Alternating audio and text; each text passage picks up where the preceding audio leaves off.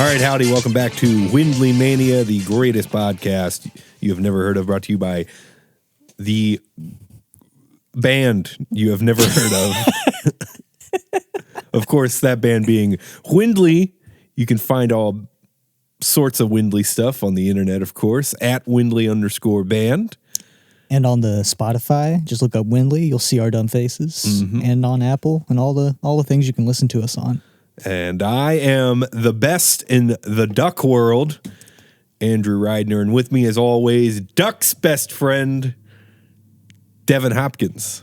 Howdy, howdy. Howdy. Quack. Quack, quack. Quack, quack. Quack, quack. Hey, Devin, what's quacking, pal? How are you? Pretty good. Pretty good? Pretty good. We had a discussion beforehand. Yes. And, you're under some gastrointestinal distress, from what I've gathered. Oh, Jesus. Which, sky is blue. Sky is blue, grass is green. Yeah, I had I just had some chilies, and I like chilies. You like chilies? I love chilies. Yeah, chilies is pretty good. Yeah. And again, I said this to you. I don't know why. Like just like ribs, they sound great, and you get chilies, and maybe you get a little ribs with it, mm-hmm. and then you remember, oh yeah, these are kind of not the best. They're fine, and then they'll get the job done. Sure, they're not as near as good as actual like homemade on a grill or whatever have you, smoker perhaps, ribs. But they give you a lot of food at the Chili's, and I'm not opposed to a lot of food. You like flavor, as you've said before. I do. I like flavor. Yeah. But I don't know. It's just this one's hitting me different. Today. I don't know. Did you go into like the Carolina Forest one or the Myrtle Beach one? I think it was the Carolina Forest one. Okay. So. You think? Well, it was all a blur. It was all a blur. Yeah. I don't know where I was. All I know is I was at Chili's. Let's leave it at that. All right. And I just feel like I walked up not a flight, but perhaps several flights of stairs. I don't know. It's something's churning in me. I feel weird and a little different, and but nonetheless, it's WindleyMania time, and we like to talk about all sorts of stuff on WindleyMania. I mean, we talked to people about their music. We talk about shows and our music, and we talk about Fat Albert, the live action Fat Albert. We talked about some Hulk Hogan. We'll talk about wrestling. Sure, some wrestling. Last week I talked about some comic books, and this week we got another thing. Sorry, this Chili's. Oh my God. Howard the Duck, baby. Howard the Duck, of course. That's what this is. You all know. That's what it's titled. I feel so off, man. This Chili's. Are you gonna make it through? I think I am. I sure hope so. I just feel different. I feel like I'm turning into someone else. It's sort of weird. Yeah. But hopefully by the end of someone else. Yeah. I don't know. Hopefully it doesn't turn into anything like that. But Howard the Duck. Of course, there was a movie. And yes. It was a comic book. And what year did this movie come out, Devin? I believe it was 1989. 1989. Is that right? I think I'm right.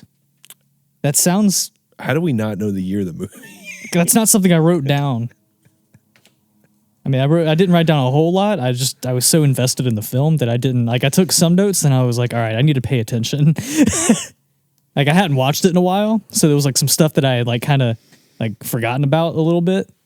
So I was trying to just kind of write a few things down to a couple little talking points, but I didn't write down a whole lot of info, but I was really just trying to pay attention to the movie and then really take it all in because it's really a lot. I don't know if you haven't watched it, highly recommend. It's actually for free on Tubi. Oh, it was for free? Yep. I thought you had it on Blu-ray. I do have it on Blu-ray, but I was in the living room where my Blu-ray player was not. And that's way too much work. So I watched it for free on Tubi with very minimal ads, mind you. Very minimal ad interruption. Which gave me time to, kind of just look up random crap. I rented it. You rented it? Yeah. I always pay that fine. That $4? That $4. You give Jeff Bezos his $4? Is he in charge of YouTube? Oh, I don't know. Mr. Tube. Yeah. So I gave them $4 to watch Howard the Duck. I don't know why I don't have this on a physical release. Maybe I do, but I just don't have it with me. But anyways, Howard, our pal Howard. Yes. Now, outside of this movie, what is what do you know about Howard? I don't know much. I just know why did you get this movie? Because I knew you had this for a while, and I was kind of like, my uncle was like, "This is a good movie." You talked about him last week, yeah, and you said we've gotten a lot of our, well, how did you word it? Our just pop culture, pop culture knowledge from a man who is musical taste. Yeah, a man who is 20 years our senior. Yeah. So I thought he was 30 years our senior. He's like 70 years old. No, he's 17. He's like 30. Huh? 40? Anyway. But I remember I heard him talk about it. And I think I got it from like Best Buy or something. And he had like talked about it and I picked it up. Or he was with me, so you should get that. And I was like, I looked at it, I was like, this looks kind of insane.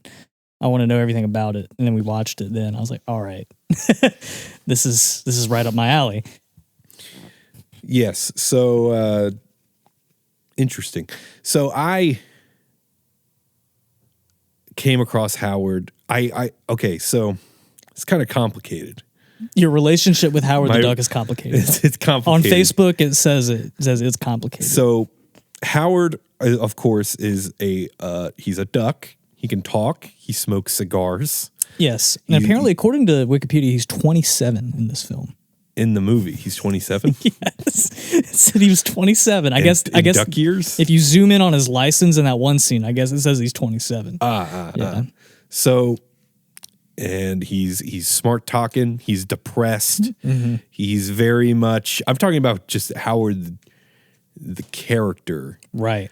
There's a lot to get into as far as what this movie does. But Howard is, excuse me, he's very duck-like because he is a duck. He is a duck. He has a beak. He has a tail feather. Yes. Yeah. I came across Howard.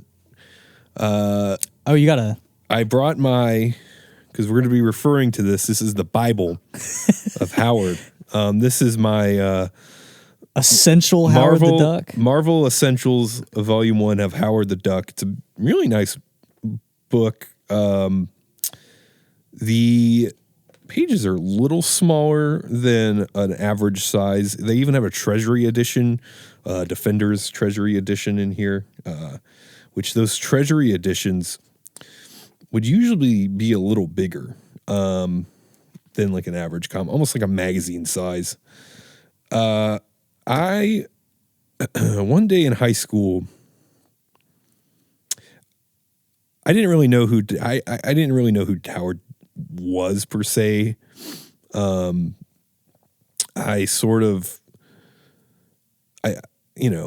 knew he's a comic book character. I didn't know anything about the movie for a while, just because I just never had watched it. Mm-hmm. But I always knew that George Lucas was attached because I was raised basically as like I was raised in a Catholic home, but in that theology, at least in my house, George Lucas was attached to it in a way. Yeah. Like he was the Pope. He was like the Pope. Just how my mother had presented George Lucas to me from a young age. There is that big oil painting that you have in the kitchen. Yeah. And I didn't really know much about him. And then one day I kind of alluded to this in the last episode. I skipped school one day to get I think there was a new arc for the Scott Snyder Batman series that was going on at that time. And I was just looking through the back issues and I came across Howard the Duck #9, which there's the cover, Devin. I'm going to get closer. He's facing off a giant beaver. And it's an issue where this Canadian nationalist basically brainwashes beavers and uses them for his evil deeds. Yes, I turned my resources to a daring plan to teach you arrogant fools a lesson. I airlifted 1 million beavers to construct a dam across Niagara to make it fall the other way. So this really enamored me, and I really, really was like, this is just great. So eventually got this book, which is we're going to be talking about Steve Gerber as well. And Steve Gerber is one of the creators of Howard. This is his whole run with a couple extra things. Steve Gerber and Val Mayerick, Val Mayerick was the penciler who designed Howard. Steve Gerber was a writer at Marvel. And he was working on, he was actually like an advertising copywriter guy. And he had a fanzine called, I think it was like Headline or something. Headline. And there was an editor and writer at Marvel at the same time, Roy Thomas. And they connected. And then Steve was brought into Marvel for, I think he was like doing like some editing. And then he started writing. He would write, he had a Defenders run. He was writing the Fear books, which was like his Man-Thing stories. And then he got his own Man-Thing book. And he had a Daredevil run too. So, and his writing style was very much satirical and a lot of social commentary. I mean, the Defenders, his team of Defenders were like fighting like, kind of like, there was one where they fought like racist people. And there was all these sorts of wacky characters. There was the one guy named like the Black Hole who would just suck in stuff in his chest, which is and of course the beaver guy I described. And then there's the Turnip Man. His rogues gallery is very deep. Yeah. And sort of the things he creates. Bizarre creatures. Yeah. So eventually he the Adventure in Fear book was leading up to basically changing over to Morbius, who a lot of people know from the movie now, the living vampire. But as his Man-Thing run was wrapping up, he introduced a new character named Howard the Duck. Although in Adventure into Fear number 19, he did not have a name. So it's really his entrance into the world is very bizarre. So Man-Thing essentially, just repeat because we're gonna get there. All right. So Man-Thing is basically like a mindless monster who lives in the Everglades, and there's a fucking portal in the Everglades, and it's called the Nexus. And he gets caught up with. He mindlessly gets caught up. He's very attracted to fear and stuff. If he kind of just like puts two and two together when there's like a threat. He doesn't really have any emotions or thinking, unlike Swamp Thing.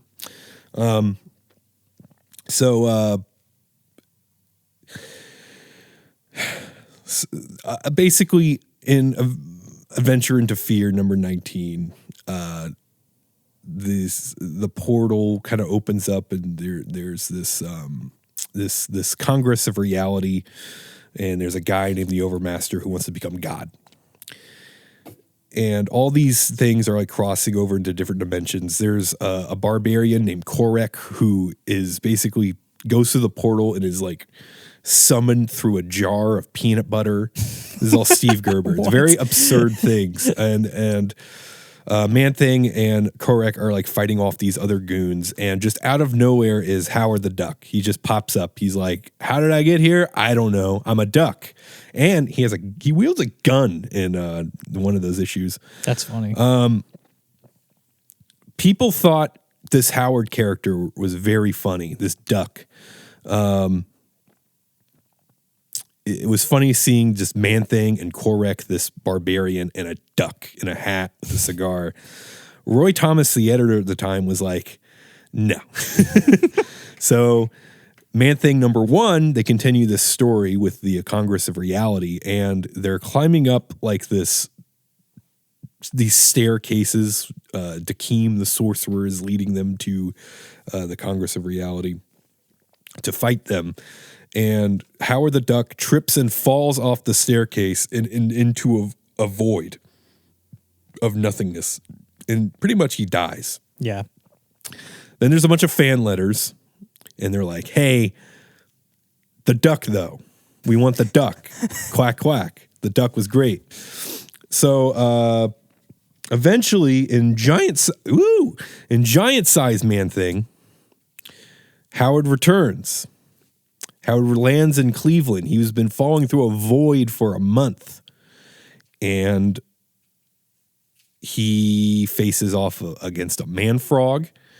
And he faces off a cow that has turned into a vampire. And he's been treated very poorly on these 2 adventures where he saves the town of Cleveland. Mm-hmm. And he doesn't know how he got there. And literally, he's so popular, Howard the Duck number 1 comes out in 1976. And literally the first page is Howard the Duck contemplating suicide. Jesus Christ. And you laugh at it. And I think that's sort of like the core of what this character really is. Yeah. It's just absurd. It's a lot of satire with other things. He literally runs for president at one point. It's a special character, really. I mean, before this, as far as like a talking animal, there was Cerebus, who kind of had like the same thing, very satirical. And yeah, so the things that happened with Steve Gerber and Marvel Comics is very much convoluted, as is the pre-production of this movie. Very much convoluted, different sides of different stories. I didn't read into it a lot, but I did see that there was a very lengthy like pre-production process. So I guess to really tighten up with what happened to Steve Gerber was during those days, there wasn't a lot of creator-owned. There wasn't really, if you worked for the big 2 companies, you could have created character, but you did not own them. Mm-hmm. In fact, they even had like a contract on the back of their checks that you would sign, basically releasing all the rights to your whatever you made to Marvel or DC. And eventually he fought back. There is R.S. Martin has a blog where he lays out all of like the documents for the Steve Gerber versus Marvel case. And it's basically him wanting the rights for his character, essentially, which he could not really get. He would just kind of get more credit over time. Him and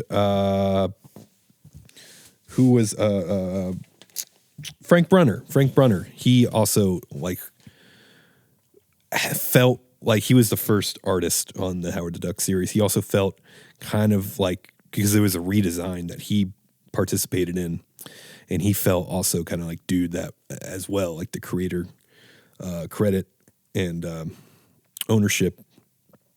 But and they were trying to like license him and for merchandise and stuff. Steve Gerber had a pen that you could buy leading up to this election storyline. It's very much a dense thing. There's a lot going on. I feel like if you want to go look at R.S. Martin, his blog about the whole legality part of it. If you want to look at Chris from Comic Tropes, he presents all of this in a very concise and academic way. It is very, very, it's a mess. But I love this comic. There's so much politics behind it. So That's much funny. politics behind it. So much behind the scenes. For this, like this duck that smokes a cigar, this depressed duck that smokes a cigar and wears a tie. Yeah. And there's like all this politics behind it. Yes. That's hilarious. So, but Howard was very popular. But so was Star Wars in 1977. That was released. But before that, George made Star Wars, of course. He was a big fan of comic books. And eventually he was like a silent partner in a comic book art gallery in New York. He would have to go to New York during, I think this might have been his American Graffiti days for Universal. And eventually he came across Howard the Duck. I think that he was visiting it after Star Wars and his comic book store, and came across Howard the Duck and really liked Howard the Duck. And he had his pals, was it Willard Huck? Yeah. Could you say that name? Willard Huck. And who was the lady? Gloria Katz. They were both writers on Temple of Doom and American Graffiti and eventually like the Radioland Murders. They were basically and they wrote this movie. William Huck, he directed this, the Howard the Duck movie. Yeah. So, I mean, here we are. It was very much like this was a new George Lucas movie, right? Imagine the hype. He didn't attach his name to many things. Yeah. He produced a lot of movies, after Star Wars and before Howard the Duck, but he was like a silent partner, I guess. Yeah. And he wouldn't have his name on the thing. So, you have Star Wars, Indiana Jones, and then Howard the Duck. Howard the Duck is coming. George Lucas's name is above it. And the hype was real. The budget for the marketing was $8 million. I don't know if you saw that. I didn't see that. There was a billboard in Los Angeles with an egg and a bill sticking out with a cigar, and that the smoke blew from the cigar. There were a lot of interviews and I guess there was a couple TV spots as well where they wouldn't show Howard's face. Also, a lot of the director and a lot of the other people in the cast, there was sort of this mindset of kayfabe where Howard was real and he was acting. Like Alf. Like Alf. This is very much like Alf, this whole thing. They kind of turned this character into a version of Alf with the one-lining and yeah. It's is kind of the smart very assness. much Alf-like. Yeah. This how they kind of transform. I smell a crossover. Yeah, well, Them and Garfield. That's what we talked about before. yeah, the furry trio. Oh man. Yeah, That's why we need to be in Hollywood. sure. We'd give the people what they really want. Although Howard's not furry, he's feathery. He's feathery. Yeah. So Though in this he looked kind of furry. let me ask you something. How did you feel about how this duck looked in the movie? It's very very unnerving how the ducks appear in this movie, to be quite honest. I mean, I don't hate it. I think it's great. But they kind of like, they have the similar like costume style that like the Teenage Mutant Ninja Turtle movie had at that time, with like the big clunky like helmet and the rest of the costume. The back of the head is very thick and like very like poked out. It's very weird like, looking. He's real like boxy. He's like real like rectangly. Yeah, so there were about 8 people who played Howard. Yeah, there was. I remember one scene. Oh, at the beginning when he jumps out of the trash can and he's like 6 feet tall. Did you notice that too? Yeah. Yeah, he's like way taller than he is, and then he's like shorter, and then he's even shorter. Mm-hmm. So there were, I guess, 3 main people who played Howard. There was an adult who did the voice. Well, there was an adult who did the voice, but there was an adult in the suit with the animatronic face. Mm-hmm. There was a child in the suit with the animatronic face, and these were for the wide shots. And then Tim Rose, who he was the puppeteer for Admiral Akbar, would do a lot of the close-up stuff. I was trying to look up who... Myrtle Beach's own Admiral Akbar. Myrtle Beach's own Admiral Akbar? Yeah. That's the thing? He moved here. Oh, he did? Yeah, after the Star Wars... he moved to Myrtle Beach. Oh, yeah. He opened the Admiral Snack Bar. Yeah, on the boulevard. On the boulevard. And he writes about his competitors on Yelp. Yep. Yeah. I went to... Are we going to do this? I went to Pino's and I ordered a shawarma, but they brought me something entirely different. I said to the waiter, "It's a wrap."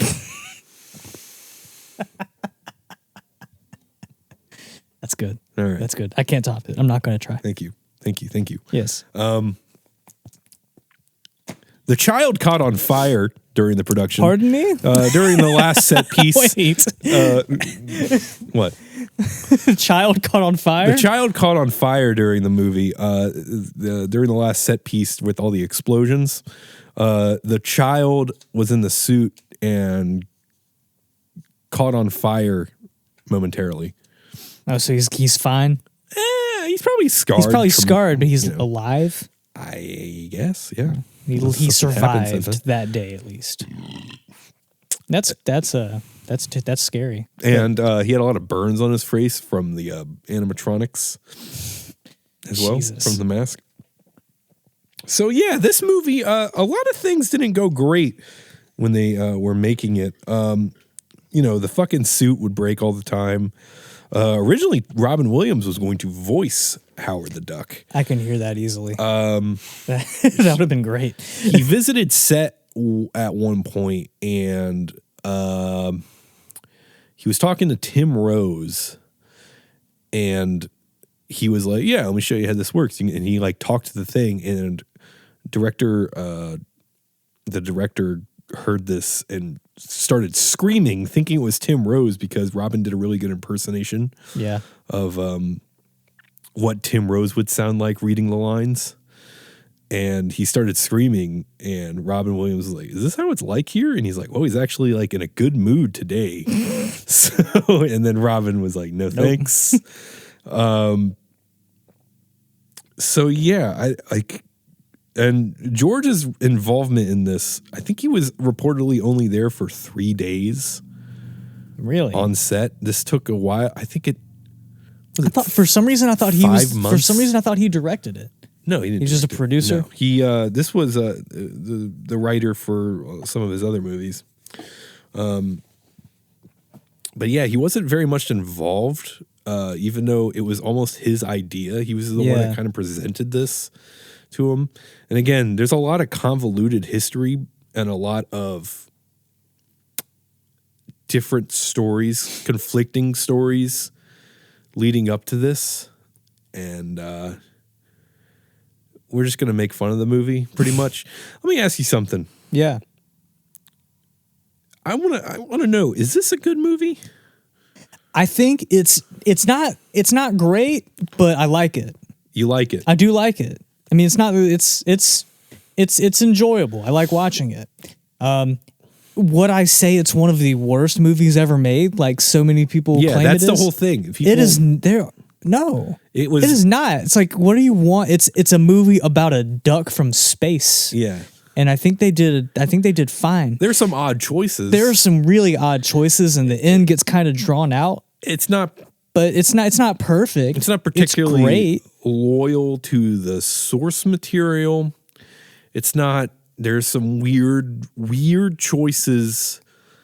But as far as like 80s sci-fi cult classics, I mean, you've watched a lot of them, and I've seen a good bit of them. Yeah. And there's a lot of dog shit. There's a lot of dog shit. And I don't know, this it's complicated. I watched 2 movies after that I enjoyed less. After Howard? Yes. What were they? The Stepfather and The Stepfather 2. Starring the bald guy from Lost. Can I ask you something? Yeah. Why? Because it popped up right after it for some and reason. And you were like, I was like, wait, that's the dude from Lost. And I was like, you know what? It's free. Yeah. So I watched it. I was like, you know what? This was ridiculous. Yeah. There's a second one. It was more ridiculous. Yeah. So, yeah, I enjoyed those less than I enjoyed Howard the Duck. Interesting. But no, like I don't know much of the like source material other than what you've literally just shown me. I knew it was a comic book and I knew there was some like wild shit with it.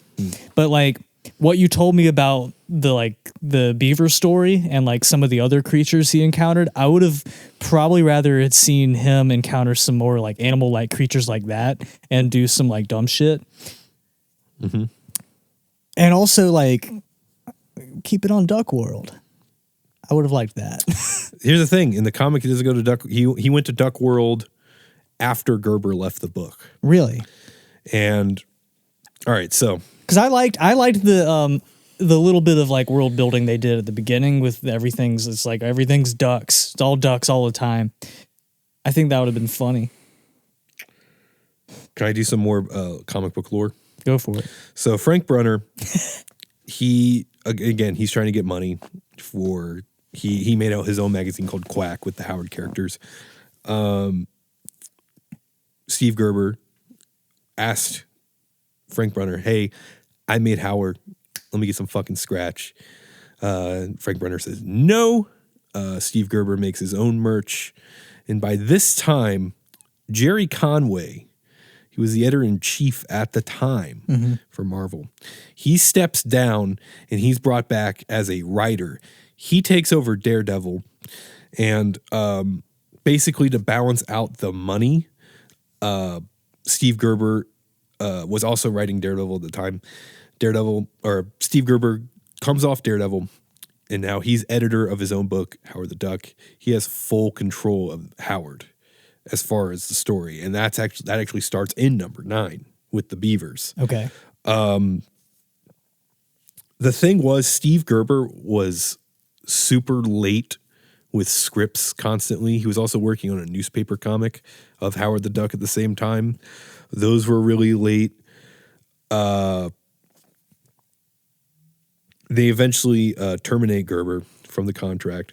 2 years after Howard's still popular, Marvel tries to get in on like radio plays and TV shows and films. Steve Gerber says, you're going to owe me licensing fees because I made Howard. And he sends it a cease and desist to Marvel. But again, with the contract on the back of the checks, those don't really go through. Although I think the judge at the time was like, hey, there's something to this. And Steve Gerber kind of like considered that like a, you know, a hoorah moment. Like, hey, they think there is something fucked up with this.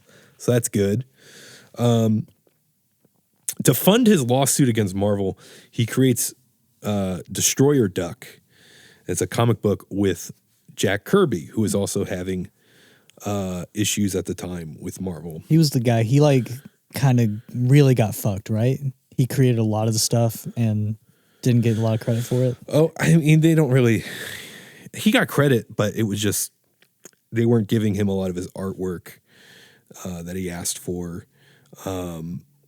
He left at a time way before this where it was. I think it was just a matter of wanting more money, like a higher page rate, and because he wanted to stay freelance, and then he went to DC. Then he came back to Marvel. They did Destroyer Duck, and that's about a duck called Duke, and he's also from Duck World, and his little buddy gets kidnapped, implied to be Howard, and by this big corporation and stuff. But all this settles out of court, essentially. And so Steve Gerber is credited as creating Howard the Duck at the beginning of this movie. Before this, he saw scripts and stuff, and he was like, "This is going to be great." And then afterwards, when everyone was piling on, he was like, "This sucked." But yeah, let's determine if this is actually a masterpiece, if people are hitting on it too hard, or if it actually does suck duck soup. So from the beginning. Yeah. We open up. There's a pond. It looks like our world. Yeah. Except there's 2 moons. There's 2 moons. Now, but there's a city over there. We're brought into an apartment, and then we start seeing some weird things in the pictures. Yeah. They're ducks. They're duck peoples. Yeah, they're anthropomorphic ducks. There's ducks. There's a movie poster for My Little Chickadee, which is an actual movie from 1940, starring Mae West and W.C. Fields. What did they change the names to? Mae Nest and W.C. Fowles. There's a lot of duck puns. There's a lot. They've just made like a lot of just duck versions of movies that exist. And there was a Indiana Jones one too. I remember. Do you remember what it? I do not remember what it said. Indiana Drake. Indiana Drake. Breeders of the Lost Stork. Breeders of the Lost Stork. There's a lot of duck puns. Enter Howard. Oh, the town was Marshington, D.C. Marshington, D.C. Yeah, and then there was also a. I wrote this down because I thought it was funny. I didn't write down a lot. Like I said, I was trying to follow everything that was happening because really is a lot. And I wanted to make sure I had in my mind. Mm-hmm. But there was like a postcard that they like kind of zoomed in on for a minute. And it said, "Dear Howard, having a miserable vacation. I miss you. I miss your bill pressed against mine. Flying home soon. Love, Michelle." I just thought that was funny. Yeah, this movie's very horny. Yeah, I also said Howard the Duck. I'm like, Howard the dog. In the comic, Howard is friends with Beverly, and Beverly is a model. They kind of joke at it in a pokey, funny way, but they're very pretty much like adamant, like, we're not, you know, we're not ducking. We're not ducking around here. We're not ducking. No beaks are going anywhere where beaks shouldn't be. I mean, he's not going to use his corkscrew penis to defile this human woman. He doesn't want to land on her lily. That's frogs. I was about to make a lily pad joke, but that's frogs. That's frogs. So Howard, he gets transported. He sits down and he gets a fucking earthquake happens and he gets transported. He gets yanked and he's like sitting down to watch TV. Yeah, just out of nowhere. And he's looking at a play duck. Yes, he's looking at duck porn. He's looking at duck porn. Exactly on his chair. what we want wanted to see. And he does the whole thing. He's like, look at that. Yeah. Yeah. That's pretty, that's making me duck horny. Duck horny. Yeah. mean, Which is more horny than regular. I'd duck her. Yeah. So the earthquake happens and he's sitting on his couch and he gets kind of like blast. Yeah, he gets blasted horizontally. All through like all the apartments attached to his building. There's, of course, the famous duck in the bathtub. And you can see her duck boobies. Her boobs are exposed. This is a duck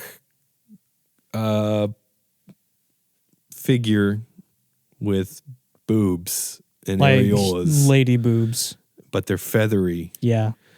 With nipples. I know we were trying to make a nice case for this movie, but we're off to a bad. What the fuck is that? Yeah, they didn't need to do that. What the fuck is that? It was really weird, but I was like, oh, what? There's duck boobies. Yeah. I wrote down duck boobs with a lot of exclamation marks. Yeah. I also just wrote down duck boobs. I'm glad. I wrote duck boobs. He gets sent through this void and blast off into outer space through this just void, and then a voiceover. It sounds like Carl Sagan. It's like Cosmos. Yeah, he explains the cosmos and that there are multiverses. And the Earth is shaped like an egg. Yeah, from Duck World. Duck World is shaped like an egg, sorry. Yeah. I believe in the egg Earth theory, by the way. Makes a lot of sense. It makes sense to me. You may say I'm cracked. But as far as I know, I'm a whole egg. I don't think you're yolking around. Nope. I kind of got chills when the title card came on the screen. It's like fuck yeah. I was like, fuck yeah, dude. Fuck yeah, Howard the fucking Duck. Huh? Howard the Duck. He's awesome. got a movie. Yeah, look at him. Yeah, look at him go. He's got a movie. Yeah. He's gonna go. He's about to go on an adventure. He's about to go on an adventure. Where is he going? Cleveland, He's flying Ohio. through space. Yeah, so he lands in Cleveland, Ohio. Yeah. Have you ever been to Cleveland? I've not. Me neither. As soon as he fucking gets there, these punks, these no good hoodlums, just gang up on him. Yeah, it's like, oh, as soon look as at he this. fucking gets there. And they're at they're very close to what appears to, it looks like a place that, we'd be like, is that where we're playing tonight? Yeah. That's where we're playing? A bunch of ruffians. Yeah. Little, it's just dark out. Yeah. Not a lot of lights around. And he gets kidnapped, and I guess they're going to go beat him up, and they bring him to this club. They bring him to the club where the band is playing. The band Cherry Bomb. Cherry Bomb. And they're playing this kind of place, I guess, is not good. It's not kind to the bands, but they have them there anyway, because there is a chain link fence across the front of the stage. I think that'd be really fun to I think have that would be fence just in front of really the band. cool, yeah. They're playing their song Hunger City, Cherry Bomb. Cherry Bomb, of course, fronted by our beloved Leah Thompson. Leah Thompson. And I love the Leah Thompson. I am a big fan of the Back to the Future movies. And I think this really shoots up how the defense of this movie, because Leah Thompson is in this movie. Leah Thompson is in this movie. And she plays in a rock and roll band. Yeah, and she's great. She's great. Love Leah Thompson. Great. Shout out to Leah Thompson. Absolutely. If you're free tomorrow, I'm free tomorrow. Leah Thompson. Leah Thompson, that would break my heart. I'm free tomorrow though. But I'm free tomorrow. But I don't have anything going on, Leah Thompson. If you want to, if not tomorrow, Leah Thompson, then Tuesday I can probably. Tuesday I have a dentist appointment. But after that, Leah Thompson, I mean, we could go to the pond. You can go wherever you want. We can talk about that time you were in Howard the Duck. What was that like? Yeah. What was that like? It's great. Great. So Howard is running around, and eventually he gets met up with a biker gang called Satan's Sluts. Satan's Sluts. Yeah.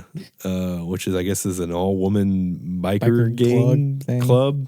They're not a gang. They're a club. Biker club. Yeah. And eventually he escapes all this harassment, and he's just sort of like, what the fuck is this? I don't know where I am. Which, I mean, he's this is close enough where he's transported just out of nowhere and he's just plopped. I mean, as simple and non-explanatory as that sounds, I mean, that's what happened. that's essentially kind of what happened. Mm-hmm. I mean, there wasn't, you get an explanation for it later and it's, you know, a little more convoluted than just saying, hey, there's a fucking portal in the swamp that, you know, makes all the universes kind of collide. And Beverly gets done with playing with her band and she's now being harassed by more ruffians. Just if you're walking, I guess if you go to Cleveland, Don't walk around. just stay inside because apparently you will get bullied and she's getting bullied. And Howard says, well, someone's got to do something. And he saves Beverly with his skills of quack foo, which he is a master. He's a master of quack foo.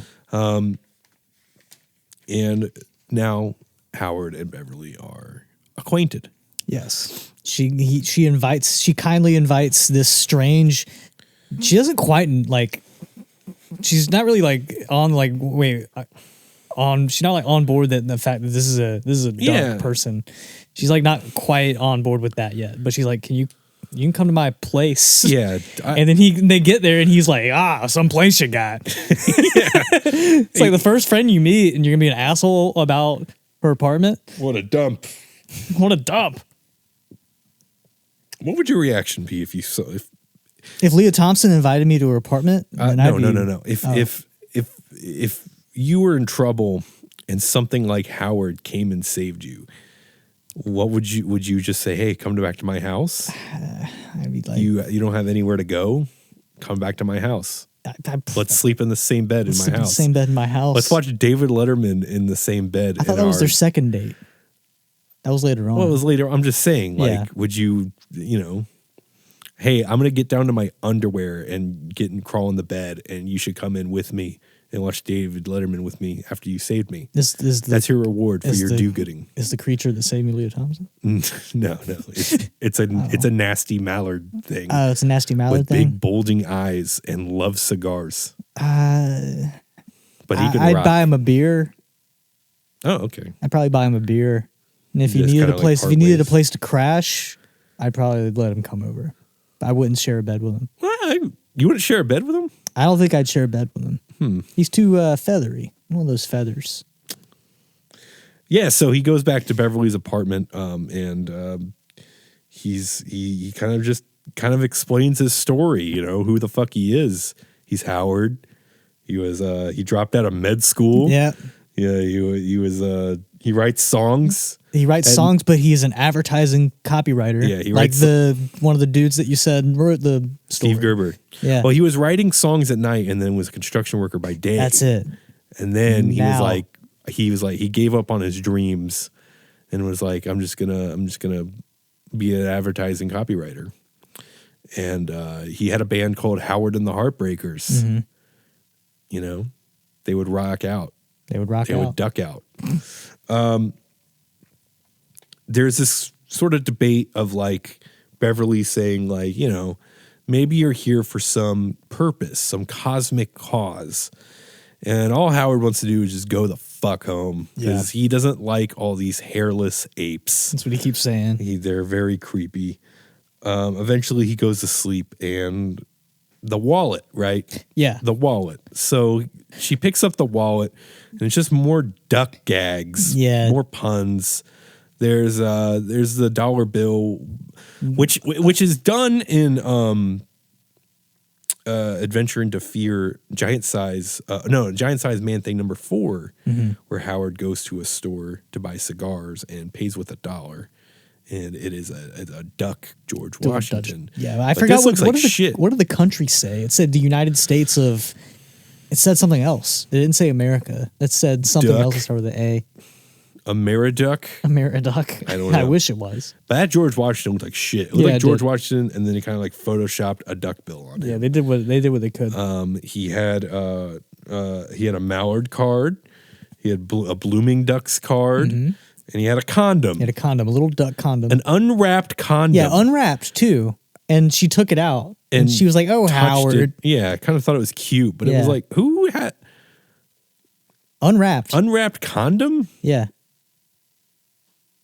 Have you ever? I've never carried them in my wallet. Just because get dirty. Yeah, especially unwrapped. No. Or unless he used it and then rolled it back up. Yeah. I'm going to use this one later. I'm trying to save the environment. Trying to save the ducks. The environment. I got something to think about. Reuse it. These things are killing the ducks. Would you rather use a condom you already used or a dirty condom, just like with dirt on it?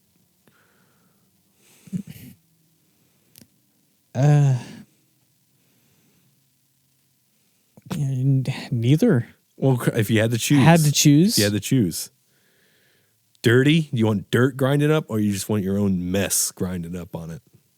Is the dirty one at least like not used?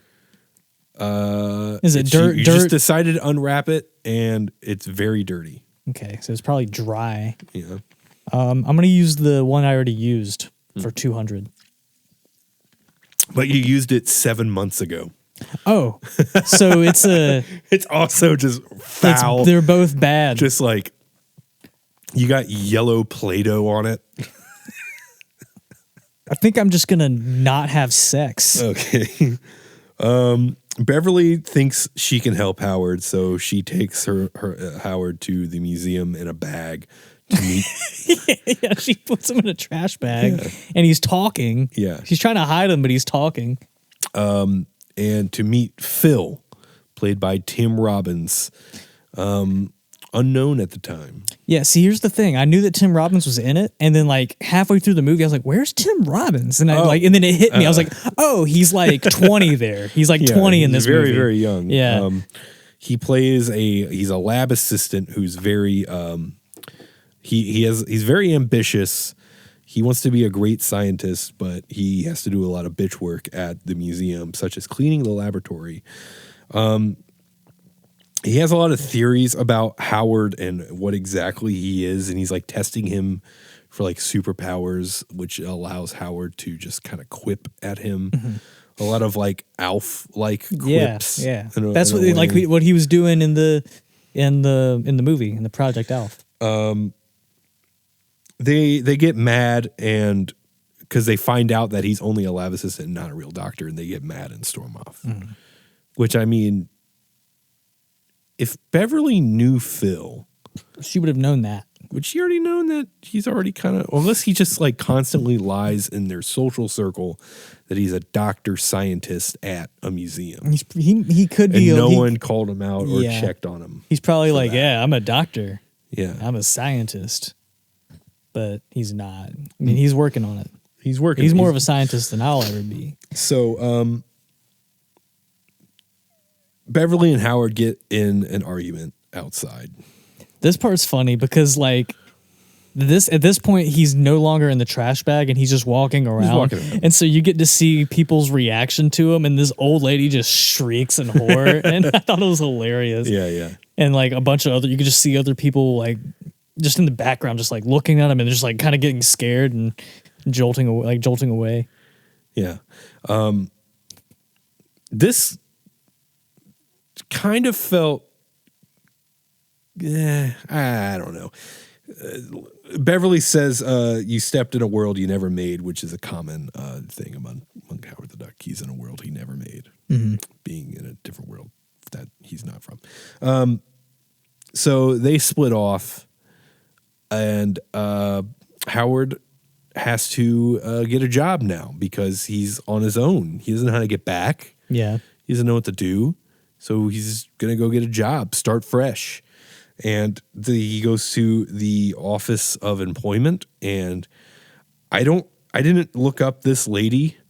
I didn't catch her name either. But aside from, I think you can't talk positively. Like, there's a good performance in this movie, but it's hard to talk positively about it just because of crimes committed. Yes. However, if you really want to talk about just a great performance in this movie, is this employment lady who is hysterical. She's great. She's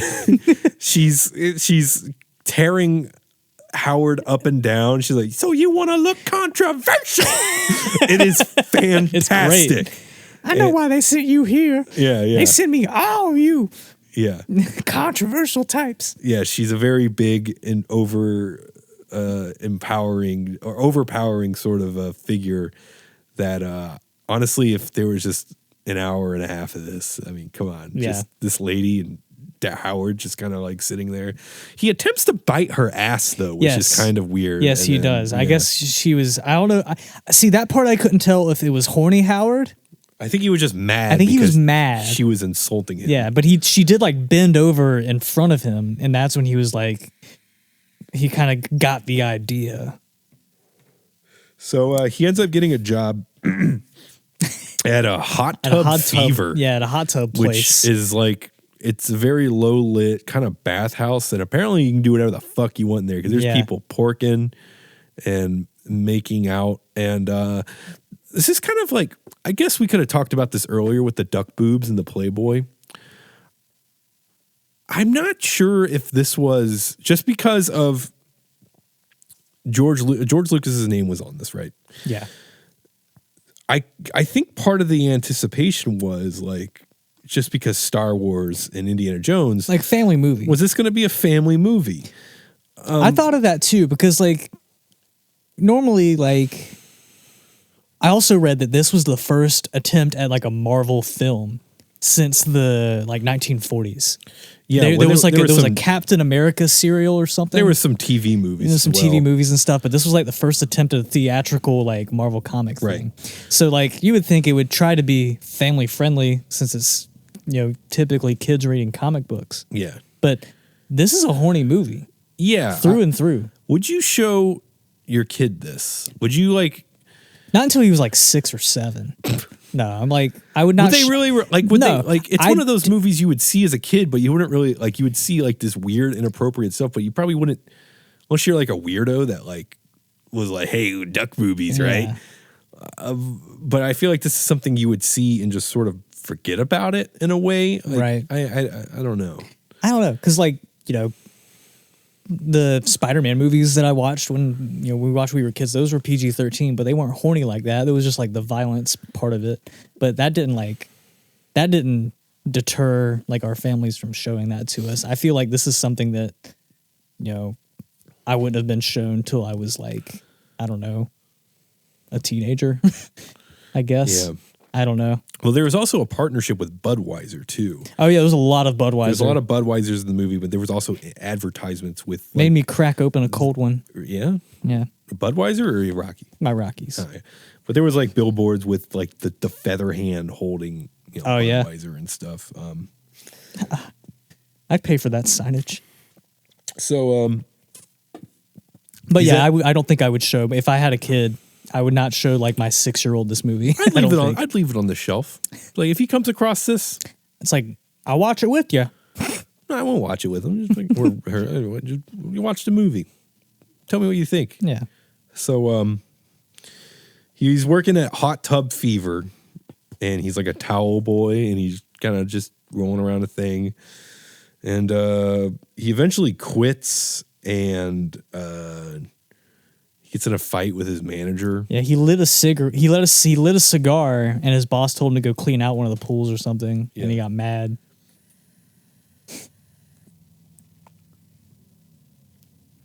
So he quits, and he's out on his own. He's very alone. He's wandering the streets, and then he comes across like these TVs, and he sees how ducks are treated in this new world he's in. So he sees like duck hunters being interviewed on TV, and they're like, "We're gonna get ourselves some ducks." It's duck hunting season. Yeah, duck hunting season. There's Daffy Duck being like crushed by like an anvil. Wasn't there like a restaurant ad for like a duck dish? Yeah, he was very much freaking the fuck out. And he heads back to the club to watch Beverly's band Cherry Bomb performing. And eventually he confronts their manager. Oh, yeah, because she had told him earlier that their manager like holds out like the money and like set them up in that shitty apartment. Yeah. Band managers, right? band managers. Should we get one? No. What? Why Well, not? Maybe. They can steal money from us. Yeah, but that's what we can I already do that. Oh, Yeah. all right. Did you see what I was driving? What? I got a Bentley. Was that yours? I got a Bentley. Oh my god. Yeah. We've been making lots of money that I haven't told you about. Bentley money. I just haven't been, telling you And that. you've been holding out. Yes. Correct. I didn't think you'd notice, honestly. I noticed. Yeah. Howard Got a big watch. he gets in a fight with the manager, and there's a scene where the guy almost stabs Howard with an ice pick. Yes. Howard stabs an ice pick through his Earring. pierce. Yeah. And gets the money back. And yeah, he basically tells the manager guy to go fuck off. And then he meets with the band afterward, and Phil arrives, and he's sort of like pushing more theories on Howard, and eventually steals a feather from Howard to go give it to a guy he's meeting secretly. Yeah.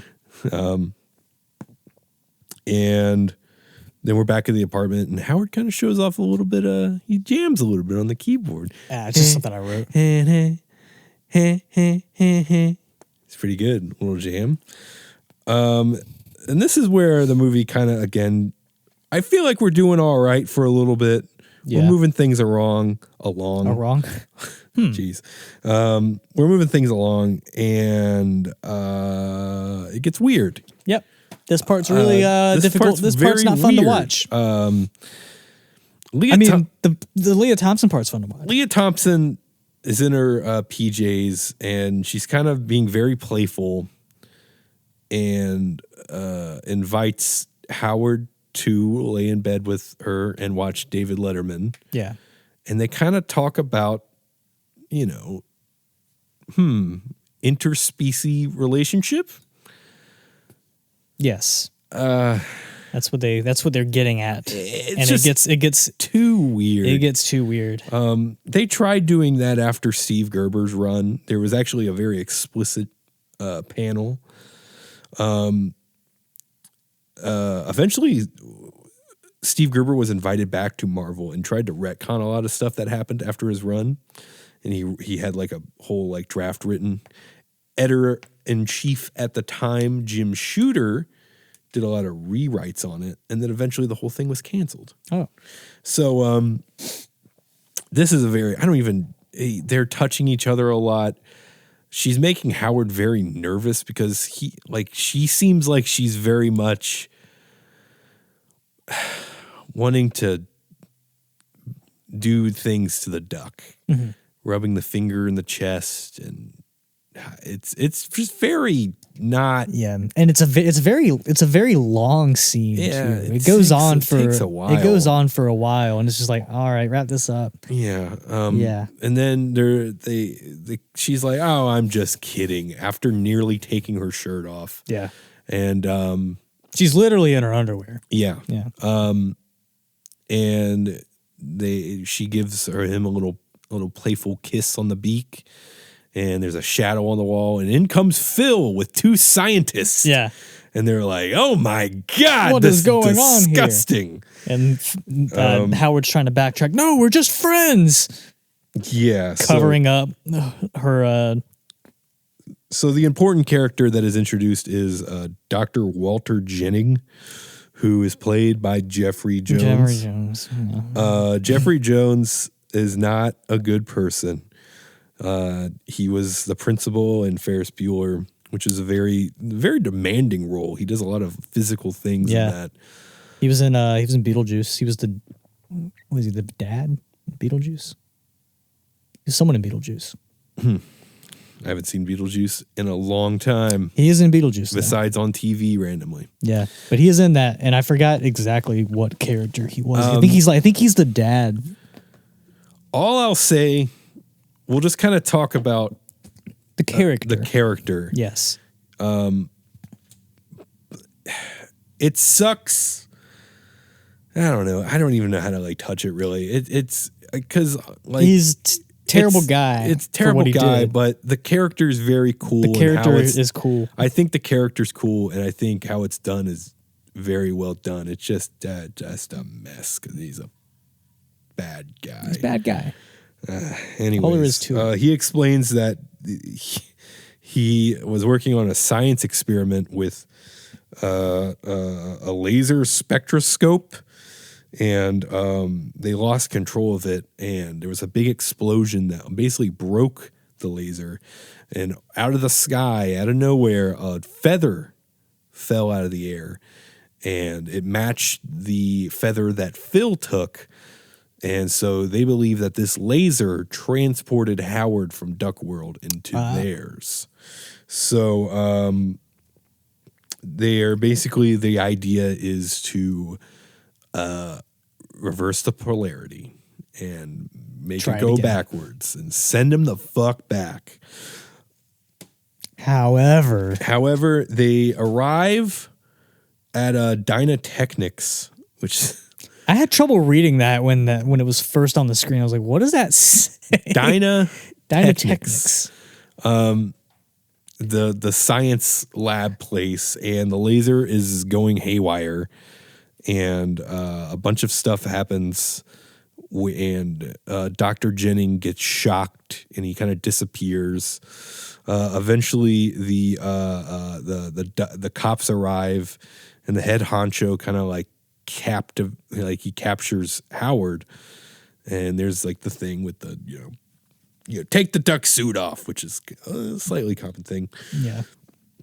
Eventually Beverly and Howard escape while assaulting an officer and taking his gun. The cops are ordered that shoot to kill. Yeah, he's armed and extremely dangerous. Yeah.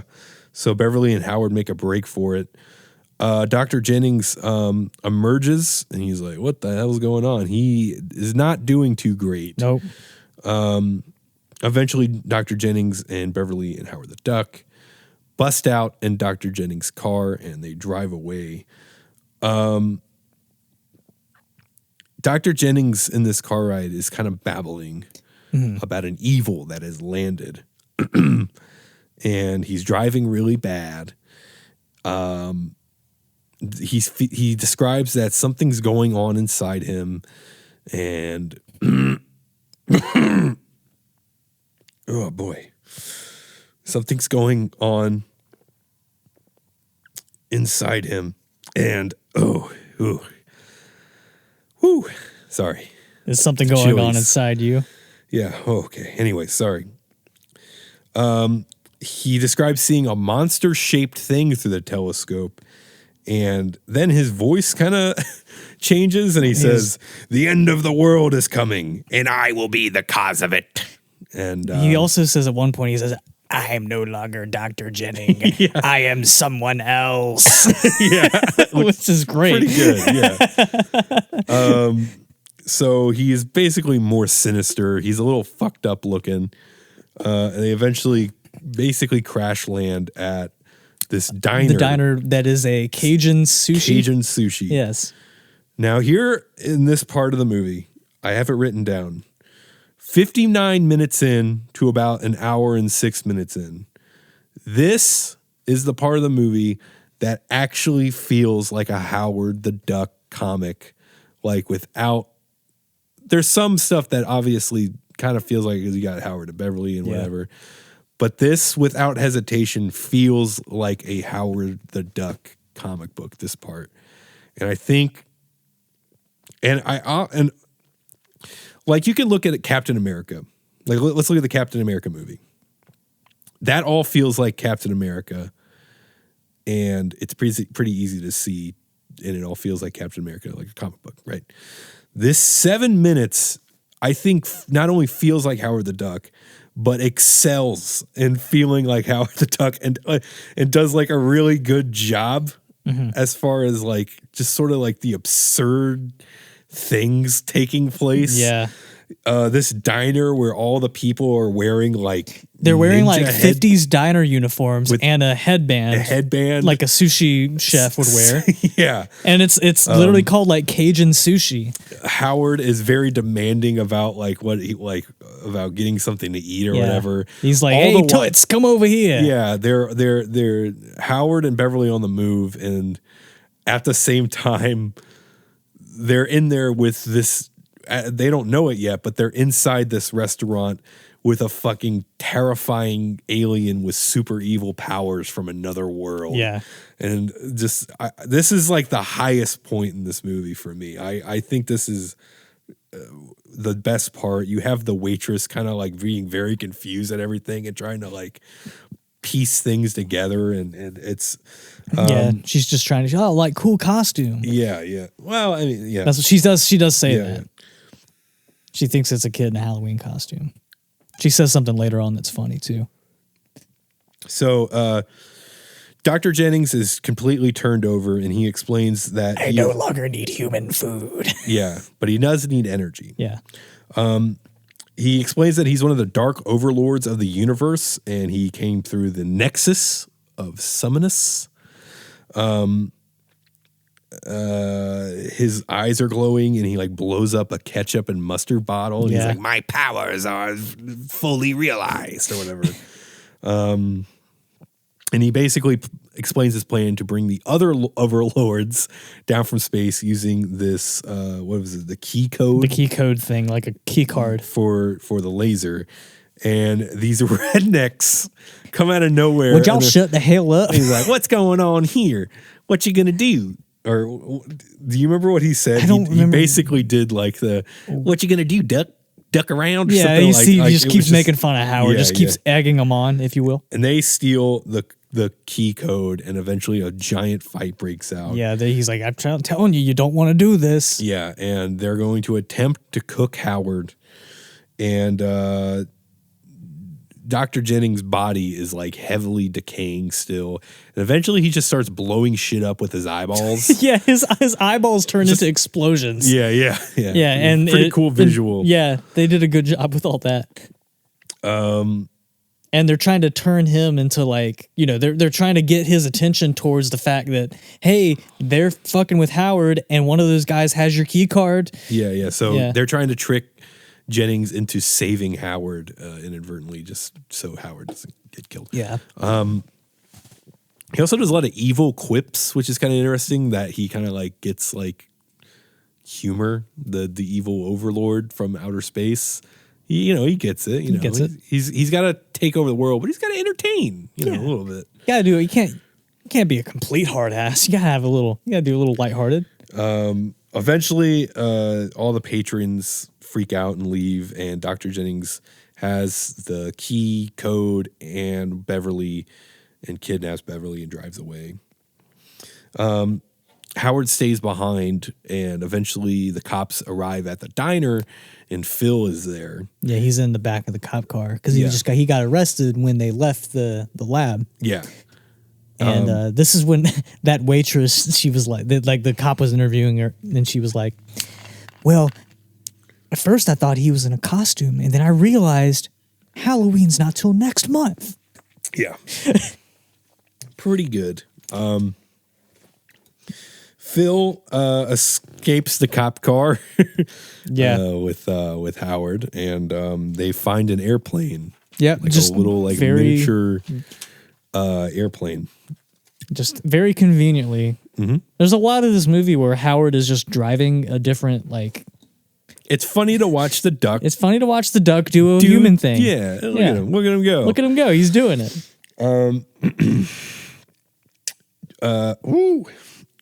So Dr. Jennings and Beverly are headed towards the Cuyahoga nuclear power plant, which Cuyahoga is where Howard is at, and Howard the Duck #1, and he sees a tower, and he's like, "That looks like a good place to kill myself." Jeez.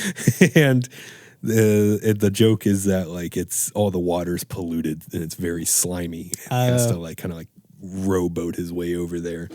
Meanwhile, Phil and Howard are on the airplane and are flying away. There's a weird scene where Dr. Jennings is they have commandeered a big rig like truck, Like an 18-wheeler. and he's getting worse and worse. he needs more energy, so he like sticks out this like tentacle tongue. Yeah, really cool thing there. Tentacle tongue comes out of his mouth and into a cigarette lighter. Into the cigarette lighter. And then they get stopped for a smog inspection. Yeah. I don't. Have you ever been stopped for a smog inspection? I have not. Never encountered that. Yeah, so maybe that's an Ohio thing. I guess. And he just blows up all the cars in front of him. Yeah, which is a good move actually. And clear traffic. Oh, there's actually it's just a weird. He bumps into all the cars, and the cop's like, "Hey, what's going on?" Then he goes to the Dr. Jennings, and he's like, "I need to see your license. I need to see your license, Jack." And he's like, "I have no license. I am not Jack." It was another thing, like, because he hit all those cars, and he's talking to the cop's talking to guy at the first car, and he gets like jolted ahead. He's like, "Hey, stop moving!" And he's like an asshole immediately. He's like, "I didn't do it. I got bumped into." And then the car immediately in front of the 18-wheeler, the guy sticks out, and he's like, "My neck, my neck." He broke my neck. Just a kind of a weird scene, but it's very. That's just more bizarre stuff. A good little high point. Yeah. Eventually, Howard and Phil get shot down, and then they fix the plane midair, and then continue, and then they land on another car. It's a set piece of them flying around in an airplane. Yeah, the cops a lot are of chasing stuff them. happens. They fly through a train that has like an open like section. Yeah, and they lose the wings. Yeah. And so they lose most of the cops. They land right in front of the Dynatechnic or whatever that place is called. Very lab. Conveniently, yes. Yeah.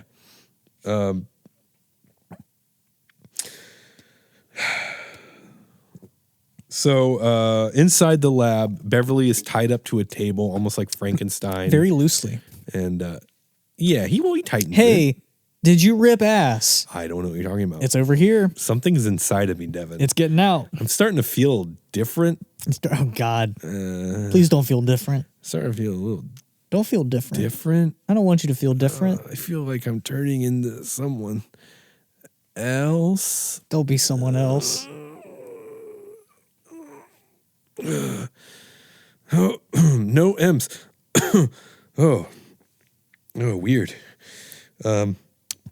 Oh God, I'm in for it. So, so Dr. Jennings is basically operating this laser, and Phil and Howard acquire the neutron disintegrator, which was something for the military. Apparently. And they like shimmy it onto this like little golf cart thing, I guess. Mm-hmm. It's more Howard driving. And the plan is for Howard to drive up to Dr. Jennings and then shoot the gun. Yeah. Okay.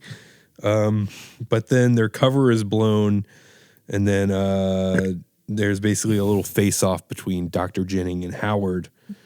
And, they're using their powers and stuff. And eventually they shoot at each other at the same time. And then like the beams connect, and then a big explosion. And they're both pretty fucked up. And this act actually turns Dr. Jennings back to normal. But the danger is not clear because the laser is still, working, and the other overlords are on their way.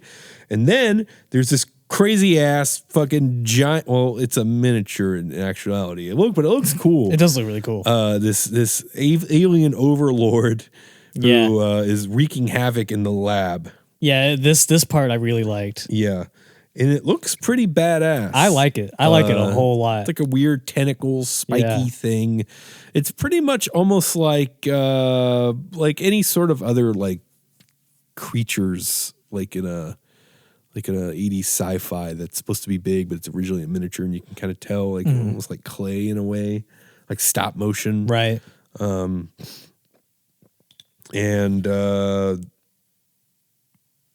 He has like the laser is on, the other overlords are coming, and there's like a shot where there's like three more of the exact same things, and they're kind of just like moving around, like, and kind of just floating down the earth really slow, like. He has Phil and Beverly like in this like weird like electric shock sort of like stasis, and eventually he just fucking blows the monster up. Right, he just blows it up with the gun. Blows up. They blow the laser too, I think. Yeah, the laser blows up. Although they kill the monster, and then they're like, "Oh shit, the other overlords are still coming." You need to fucking you need to shoot the laser. But then it's like, how's Howard gonna get back home if we destroy the laser?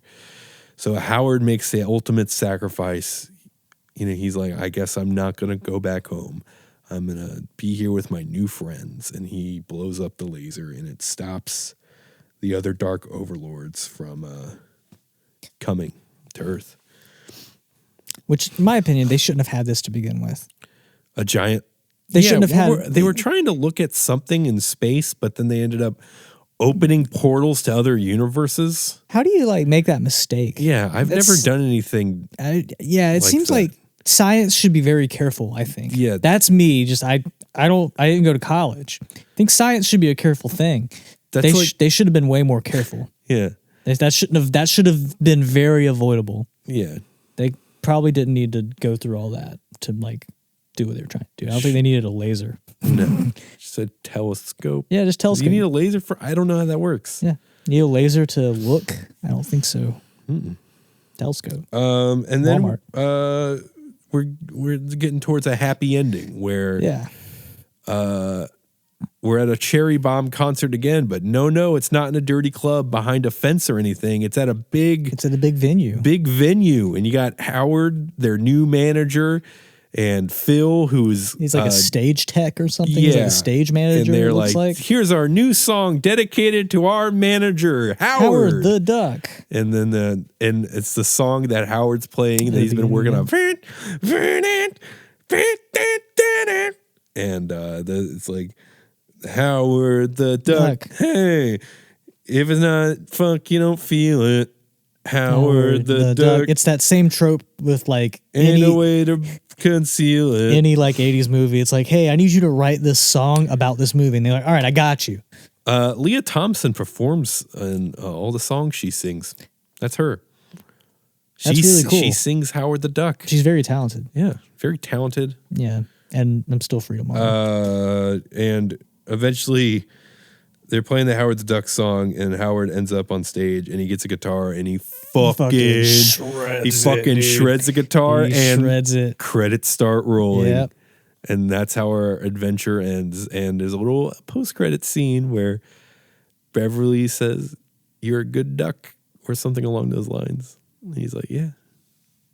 So that's the movie, Howard the Duck. So you made a point. We didn't have much negative to say about this. Yeah. Okay. So here's the thing. We've talked about a lot of movies on here for some reason. And there's usually a point in the movie where I get really, really mad. Mm-hmm. I didn't really get really mad. There's just some poor choices as far as the horniness. You didn't really need that. Yeah. I'm personally, I'm okay with like dated choices where it's like, oh, this is very 80s comedy. It's kind of like, eh.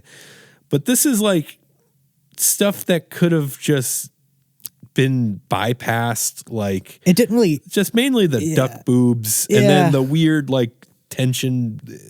I understand the joke they were going for, but I don't know. Maybe they could have went about it a little bit. They could have done it like more playful instead of going like kind of sexual. Yeah. If they wanted to make like oh my God, you're doing an interspecies relationship when the people walked in, they could have done something like, I don't know, Howard having a hard time with his pajamas. And she's like trying to fix the button, and it looks like she's unbuttoning the pants.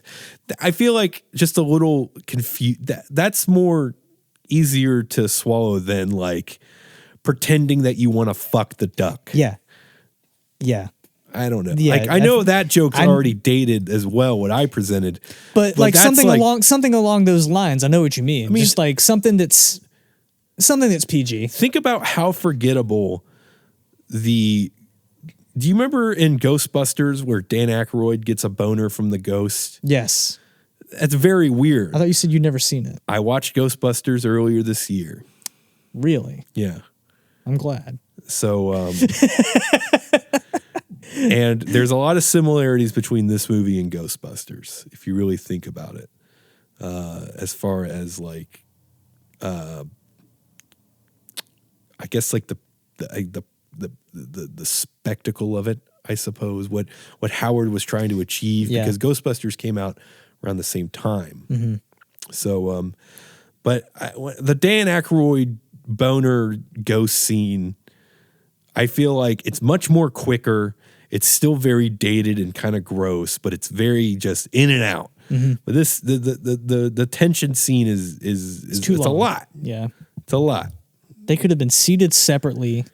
Yeah, they could have been. You could have left room for Jesus, as some say. Another point you had made was that this was the first, essentially the first like attempt at a theatrical Marvel movie, comic book movie. This did not help them trying to make more. Hey, it's Drew Jacobs. Drew Jacobs. It's Drew Jacobs. My God. So my stomach, of course, was being upset. And fortunately, I did not turn into a hateful game show host. That's good. The only thing that was transported here was Drew Jacobs, who is now using the bathroom. That's good. But anyways, to continue, this was the what was I saying? The first theatrical like Marvel attempt. Yeah, and this did not help because people fucking hated this movie, which I guess is understandable, but I think it was a little too hard. Just because of like, there's a lot of dumb movies that came around the time that were in the sci-fi category. And I think maybe it was a combination of, well, I think maybe it was solely the George Lucas thing. Yeah, I think like because it had that much hype built around it. Oh, it's a Star Wars guy is attached to this Marvel thing. This is gonna be Star Wars all over again. Yeah. So,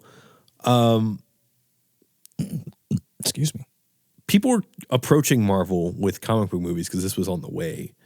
And then as soon as this started, or as soon as this came out, they kind of all retracted. Mm-hmm. And again, comic book movies didn't become a thing until the early 2000s.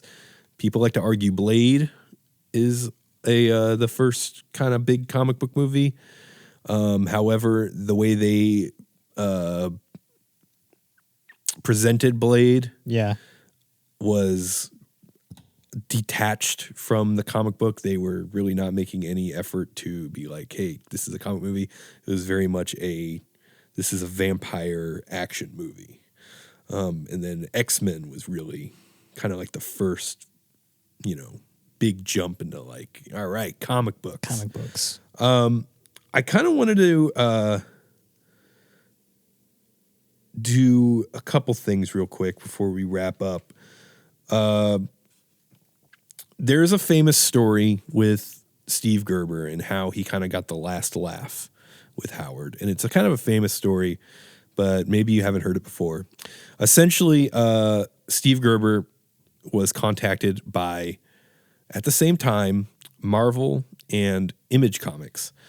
Marvel was doing a Spider-Man team-up book at the time, and one of the issues they wanted to use Howard, and they wanted Steve Gerber to write the issue. And at the same time, Image Comics was wanting to do a crossover with Eric Larson's Savage Dragon and Destroyer Duck, who I mentioned. That was the comic he made to help pay for the lawsuit. In the Spider-Man Howard the Duck crossover, essentially they team up to fight these clowns or carnival freaks sort of things. I haven't read the issue in a minute, but they end up at a warehouse and there's a lot of confusion, and there's little images of a green scaly cop and another kind of like mean looking duck, like silhouettes. You don't really take too full notice on them. But they're in the book, and they go to this warehouse to fight. Spider-Man, Howard, and Bev get out of there. In the Savage Dragon Destroyer Duck book, also written by Steve Gerber, Savage Dragon and Destroyer Duck go to a warehouse, and inside the warehouse there's a bunch of clones of ducks. And Destroyer Duck, Duke, he runs into a duck and kind of saves this duck and this girl. And Savage, and they run out with these two people saving them from this like explosion. And Savage Dragon's like, hey, shouldn't we, give these back to their friends? And Destroyer Duck, or Duke, he's like, no, there was clones that ran out with whoever their friends were. They won't even notice the difference. And it's revealed at the end of the issue that it's Howard and Beverly going into the Image Comics universe under the Witness Protection Program. That's funny. So whoever is in the Marvel universe now are merely clones. Howard popped up. He did another mini series later where Howard turned into like a rat. There was the Chip Zdarsky run of comics. Howard's popped up in a couple of the new MCU movies. He was in like a post credits of which Guardians of the Galaxy? The first Guardians. He pops up during Guardians 2, and he pops up in Endgame with a gun. I forgot about that. Do you think this movie is better than any of the MCU movies?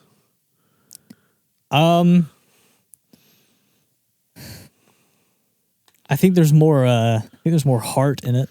Let's see. I think it's better than Iron Man 2. That's what you had. I was wondering what that list was. I think it's better than Thor: The Dark World. Go through all of them from the top. I'm doing all the ones I've seen. Yeah. I think it's better than Age of Ultron. Do you think it's better? Okay, let's start at the top. Do you think it's better than Incredible Hulk 2008, which I guess is kind of technically tied to it? Yes. You think it's better than that? I like the 2003 one better. Okay. First Iron Man. No. No, I agree. Iron Man 2? Yeah. That's better than Iron Man 2. First Thor? Yes. You think it's better than the first Thor? I don't really remember a lot from the first Thor. I like the first Thor a little more. Captain America, first Captain America? I'd say that one's probably better. I kind of like Captain America more too. Right. Avengers, first Avengers? I'd say probably that.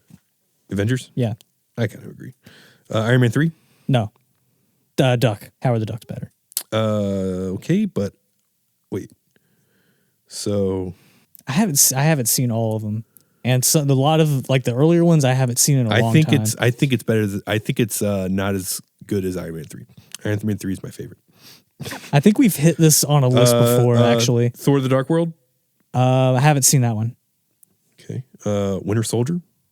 I don't think I saw that one either. Okay. We have done this list for a different movie. I just forgot what movie. Okay. Guardians of the Galaxy? I'd say Guardians. Okay. Age of Ultron? Duck. Howard the Duck. You like Doug more? Yeah. Me too.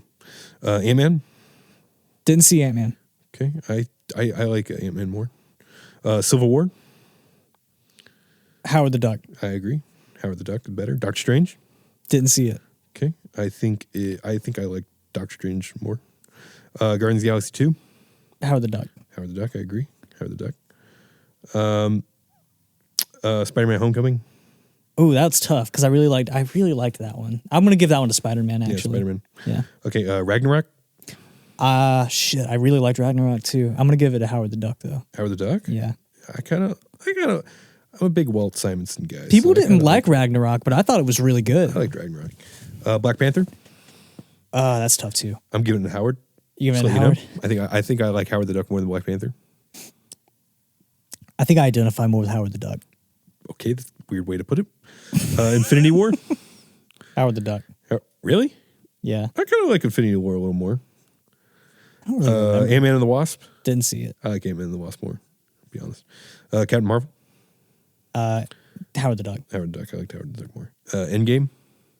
Ooh, maybe Endgame. I liked Howard the Duck more.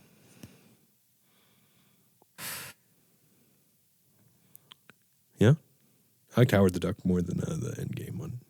You know what? Yeah.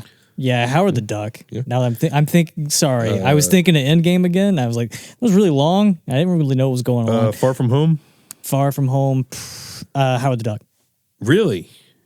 I think so. I like Far From Home more than I like the first Spider-Man. I don't really remember that one. I don't really remember it. Black Widow. Didn't see it. I liked Howard the Duck more. Shang-Chi. Didn't see it. Really good, actually. Really? I thought it was really good.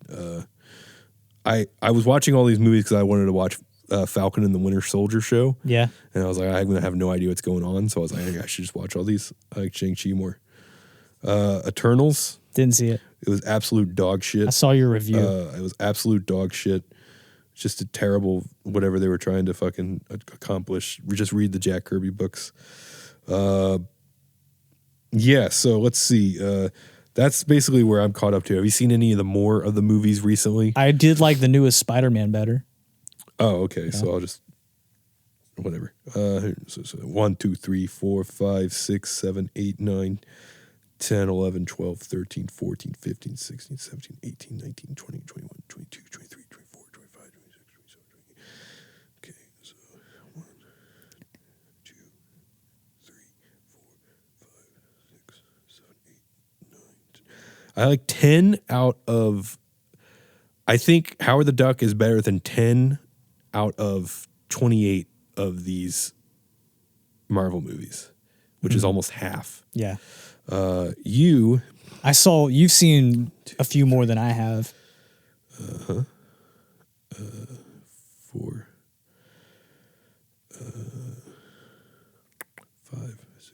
8, 9, 10, 11, 12, 13, 14.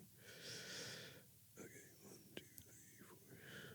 So you like basically more than half of well, you think Howard the Duck is better than more than half of I will stand by that. Like these I was just kind of yeah, like I was kind of hoping you would do something like this because I wanted to kind of just see how it stacks up. I mean, my Letterboxd ratings might not like reflect it, but because sometimes I'll throw like a 4-star on something. Interesting. But so that's a good little, just a little experiment.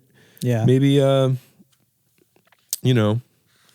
maybe they should stop with these fucking theme park movies and get back to real cinema like Howard the Duck. That's what I'm saying. Huh? Yeah. So that's about They will it. never make a movie like that attached to a comic book ever again. Hell no. Same thing with Batman and Robin, Batman Forever.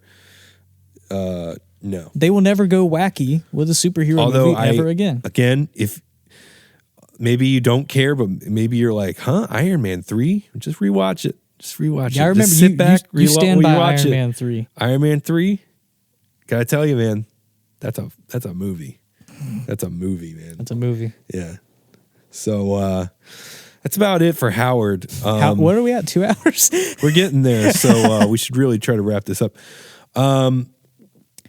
So I guess to conclude, I know I spent a lot of time rambling about lore, and I apologize.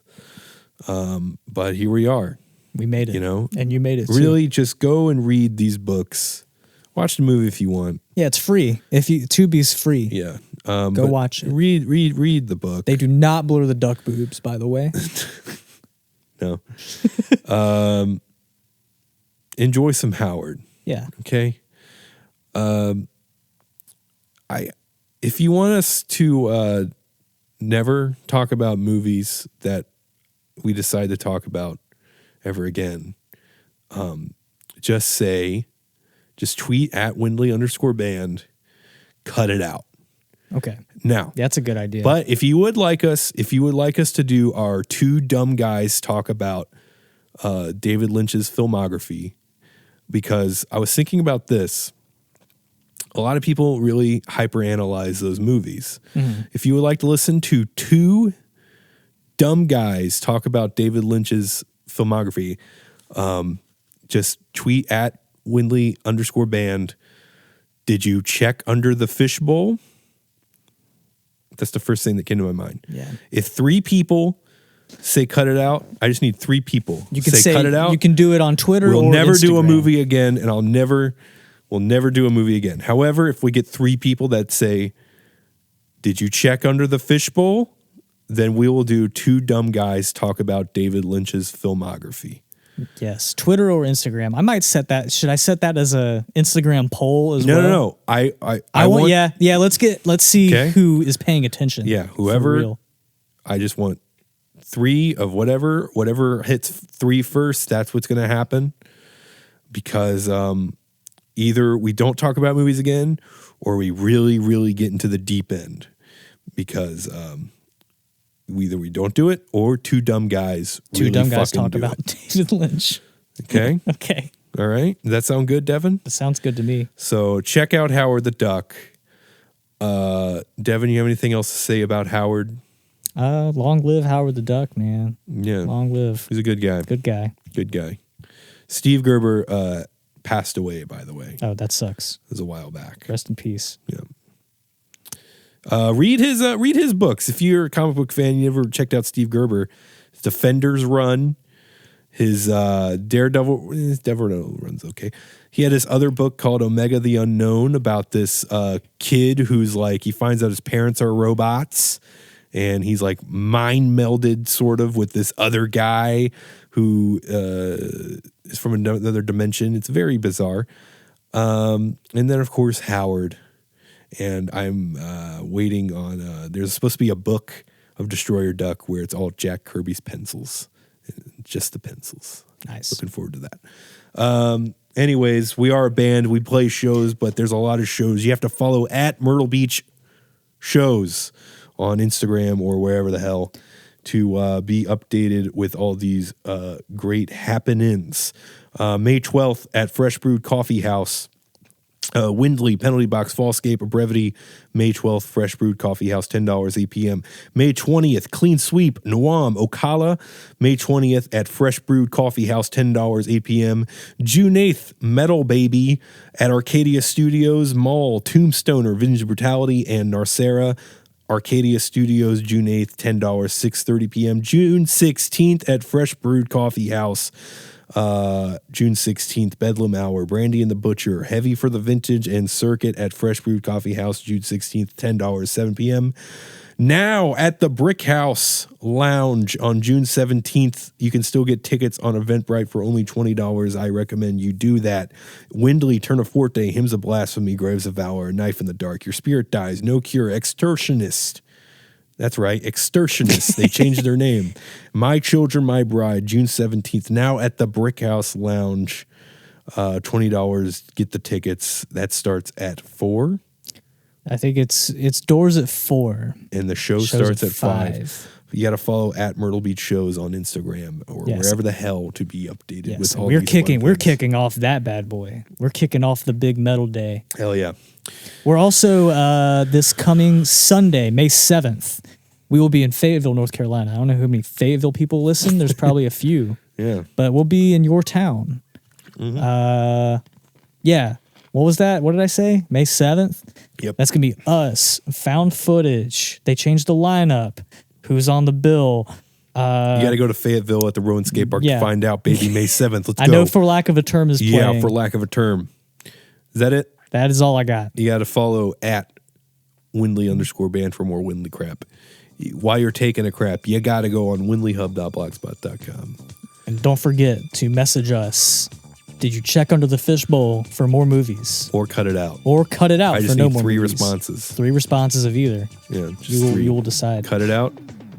Did you check under the fishbowl? All right. All right. See ya. Go to hell.